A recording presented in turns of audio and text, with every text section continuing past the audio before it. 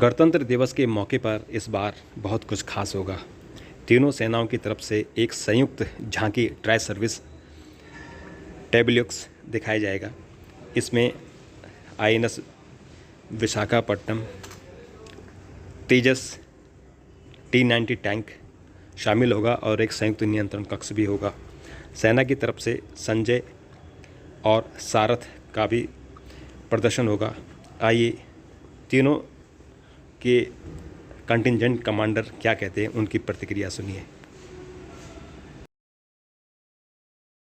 Air commander Sabharwal headquarter IDS से ये जो आपके सामने 3D मॉडल दिखाया जा रहा है इस झांकी का, ये पहली बार हुआ है कि कर्तव्य पथ पर तीनों सर्विसेज की तरफ से एक झांकी दिखाई जाएगी, जो कि हमारी जॉइंटनेस और इंटीग्रेशन की जो स्पिरिट है उसको दर्शाता है। क्योंकि हमारे इस साल की थीम है सशक्त और सुरक्षित भारत, और इसी को दर्शाते हुए ये झांकी आपके सामने प्रस्तुत की जाएगी। कर्तव्य पथ पे तीनों सर्विसेज के यानी आर्मी, नेवी, एयरफोर्स के ऑफिसर्स इसमें पहली बार एक साथ मंच को सल्यूट करेंगे।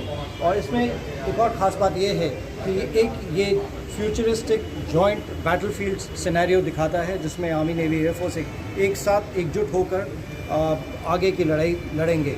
और एक और बात जो कि आपको बताना चाहूँगा, जो इस झांकी में प्लेटफॉर्म दिखाए गए हैं वो हमारे सेल्फ रिलायंस, आत्मनिर्भरता को प्रदर्शित करते हैं।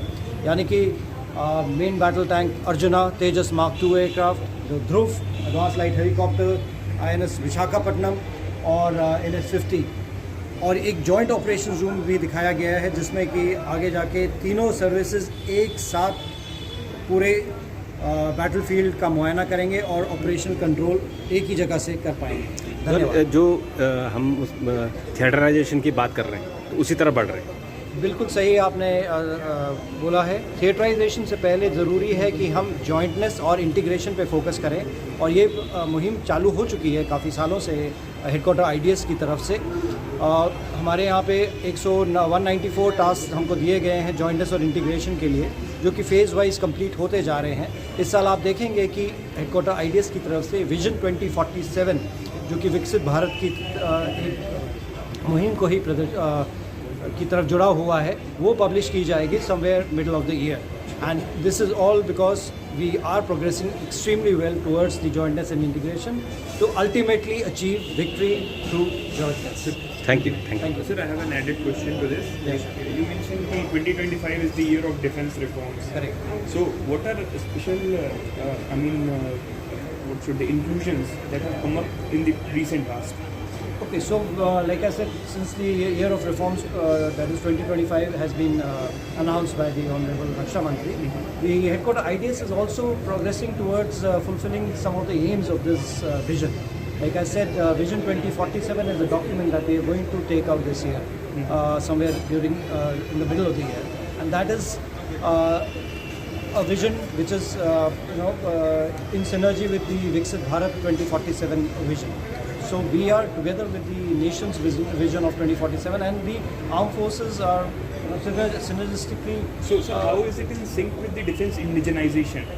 Yes, so the vision document has got multifold domains in it, in which indigenization, as well as defense, the amalgamation of defense PSUs and industries, how they are coming together, how the civil military fusion is going to take place. All that steps are going to be enunciated in our vision.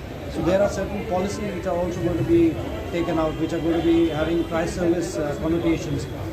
Okay, like policies in in artificial intelligence, quantum computers, and in space, cyber. In fact, we have taken out a joint doctrine of cyber and amphibious operation also. So all towards our jointness and integration. Sorry to interrupt in between. problem. So you just mentioned a very good thing, that civic defense partnership is coming up. Yes. So to what extent the Indian startup ecosystem is getting included in terms of defense indigenization and technologizing the... Well, I will not be able to give you a very specific answer to your question. However, you have seen the IDEXs taking place. That is a driven step towards our indigenization and the amalgamation of the industries and this. So many steps, many startups have been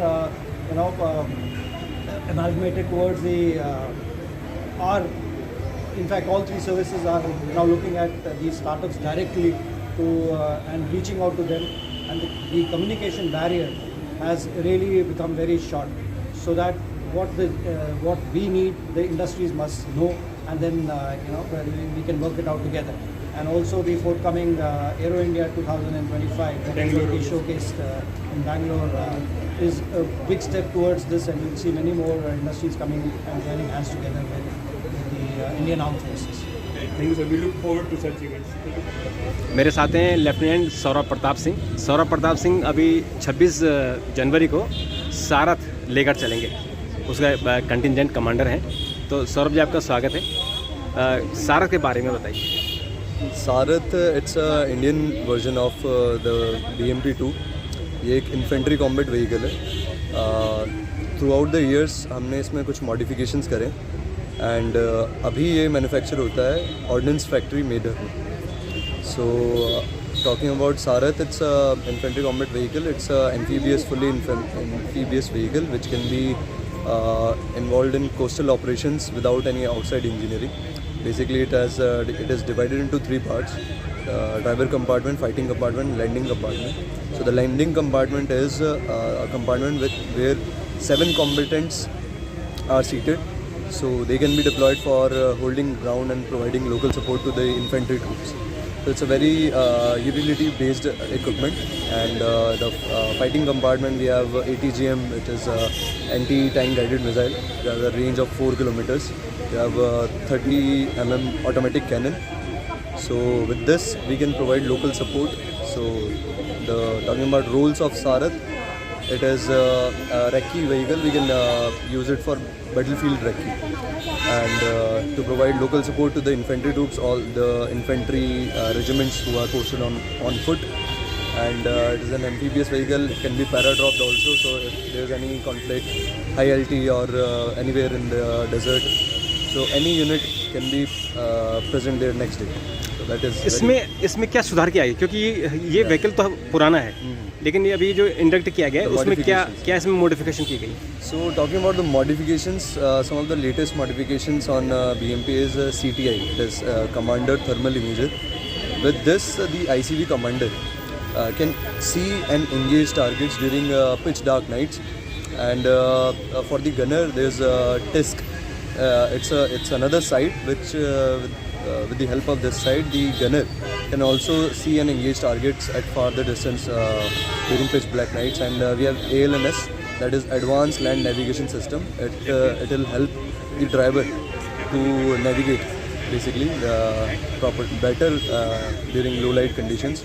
So earlier they were not present in this vehicle. So these modifications have been done with the requirement of the operations that we have according to the challenging Indian terrain and the operational requirements that we have. So after these modifications, the equipment is old, but after the modifications, it is still very useful and very practical. Okay, थोड़ा सा अपने बारे में बताएं कि army में आने का कैसे इंस्पिरेशन मिली? I belong from an army background family. My grandfathers, my paternal uncle, and my cousins, they were serving and excellent servicemen of army. So it was from start for me that I wanted to join army, and really feeling privileged that I saw that dream I achieved. तो मुझे लगता है कि आपको शायद service में आने के 2 साल के अंदर ही ये कंटिनेंट कमांड करने का मौका मिल गया। 2 साल में। आपको बहुत बहुत शुभकामनाएं। Thank you. नमस्कार, मैं रोशन हूँ और मेरे साथ में लेफ्टिनेंट जो 26 जनवरी की ब्रिगेड में संजय को दिखाई दिया। संजय क्या है सर? और कब इंडक्ट किया?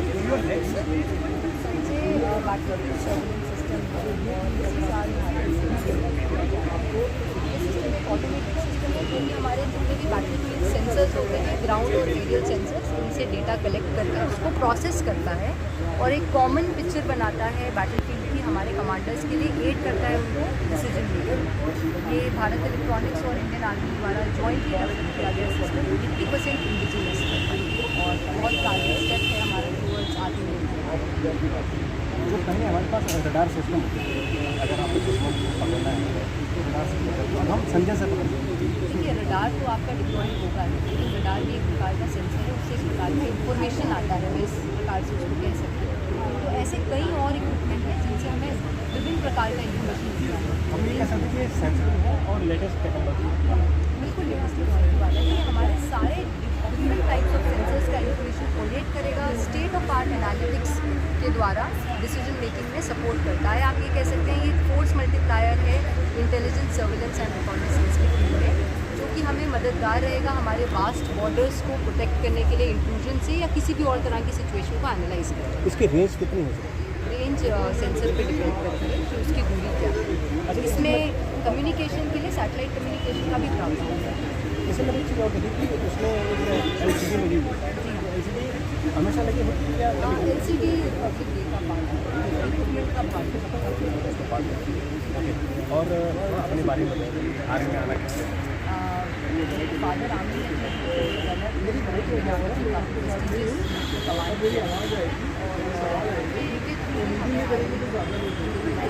करने का मौका मिला इच्छा थी वो ज़िंदगी हम भी जी सकते हैं, सर्व कर सकते हैं। आप सेकंड जनरेशन आपको बहुत जो संजय को लेकर चलेगी, ये संजय नई तकनीक का है। और इससे पहले जैसे रडार हम सिस्टम काम करते थे, लेकिन अब इसमें नई टेक्नोलॉजी इस्तेमाल की गई है, जो हम दुश्मन को या दुश्मन की जो उनके दुश्मन कहीं से रेंज में आता है तो उसको पकड़ में आ जाएगा। तो श्रोतिका जी का और इंडियन आर्मी का बहुत बहुत धन्यवाद, थैंक यू। मेरे साथ हैं कैप्टन जगजीत सिंह, जो 26 जनवरी की परेड में आए हैं। कैप्टन साहब, आपका स्वागत है। आप बताइए आपके पास क्या है? Thank you very much. मैं कैप्टन जगजीत, मैं कंटिजेंट कमांडर हूँ 10 metre short span bridging system का। ब्रिजिंग सिस्टम जो इंडिजियसली मेड है, जो DRDO का एक न्यू वेंचर है।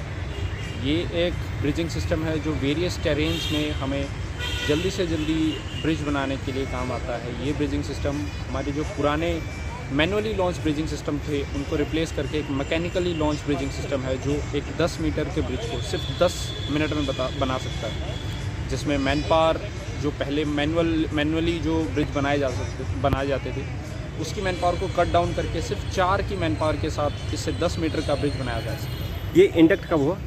ये ब्रिजिंग सिस्टम 2021 में इंडक्ट किया गया था। ये इस RDB परेड में सेकंड टाइम डिस्प्ले किया जा रहा है। और ये भी इंडिजिनियस है? ये इंडिजीनियसली ब्रिजिंग सिस्टम है जो इंडिया के बनाए गए दूसरे ब्रिजिंग सिस्टम के साथ कंपैटिबल है, यानी कि सर्वत्रा ब्रिज के साथ भी हम जोड़ के इस ब्रिज से एक लंबा ब्रिज बना सकते हैं। और थोड़ा सा अपने बारे में बताइए, आप अपनी पीढ़ी में कौन से ऑफिसर हैं जो आर्मी में इंडक्ट हुए हैं? बेसिकली मैं भिवानी हरियाणा का रहने वाला हूँ और मैं अपनी फैमिली का पहला आर्मी ऑफिसर हूँ। मैं फर्स्ट जनरेशन आर्मी ऑफिसर हूँ। मेरे पिताजी एक फार्मर हैं and I feel proud, my family is proud of me, seeing me watching on the TV. Thank you, धन्यवाद।